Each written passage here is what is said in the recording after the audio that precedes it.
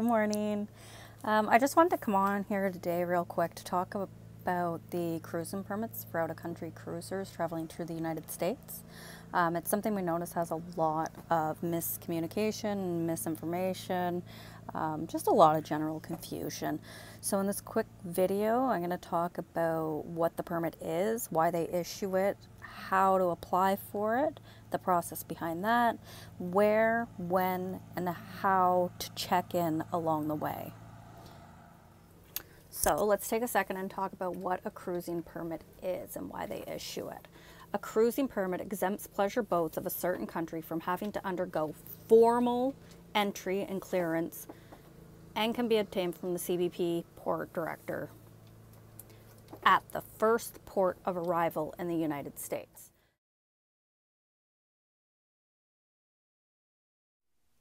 So basically all that means is that with a cruising permit, every time you check into a port authority, you don't need to go in, you don't need to be inspected, you don't need to declare all your items.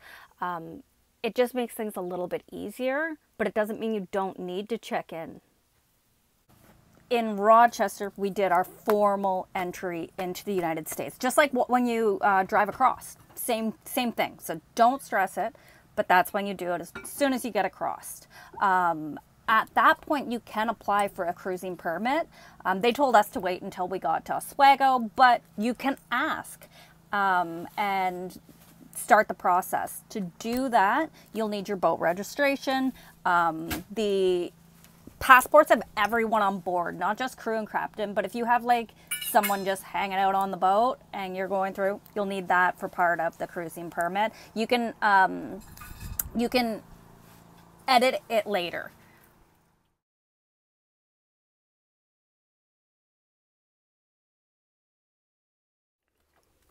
All right, so you know what a cruising permit is now and what it does. So now when do you need to report to the port authorities?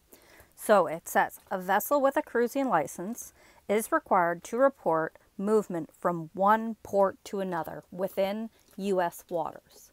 So that doesn't mean you have to report every single time you move. You need to report every time you go from one port of entry to another. So that could sometimes mean a day, sometimes that could mean a week. We aren't moving very fast, so we don't go from one port of entry to another very quickly. So we report maybe every couple of weeks. Okay, so now I'm going to make it easy on you. I'm going to go on to the CBP website and we're going to look at all the port of entries that you might need to report to along the way. And it doesn't matter whether you're going from Toronto to Bahamas, whether you're a looper, whether you're just a cruiser and you're going into the States and going for a week, a month, or whatever. This is how you figure out which places, when and where you need to report. All right, so let's have a look at port of entries and how to find them. CBP port of entry map brings you a map. You know where you're going. So our first stop was New York. So we click on New York, brings you up all the port of entries in New York. Our first stop was Rochester. So we reported in Rochester. This brings up the phone number, contact information for different things. So maybe you have different. So take a little scroll through, see if there's any extra information. Office hours, phone number, fax, address in case they tell you need to come in. Okay, so we reported with them. Go back. So our next place, because we didn't go to Trout River, we didn't go to Ogdenburg, we didn't go to the airport, we went to Albany. So we clicked on Albany, found the contact information, found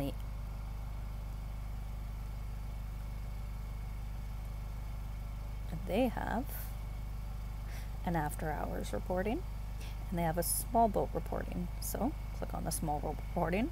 If it's after the hours, you can call these.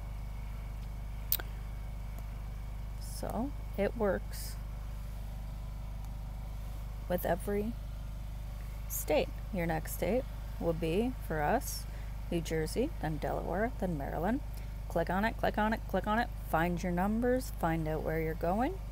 Report to the port of entries.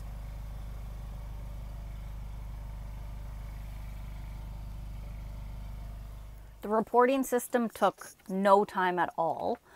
You can report through the CBP Roam app. It's been really glitchy.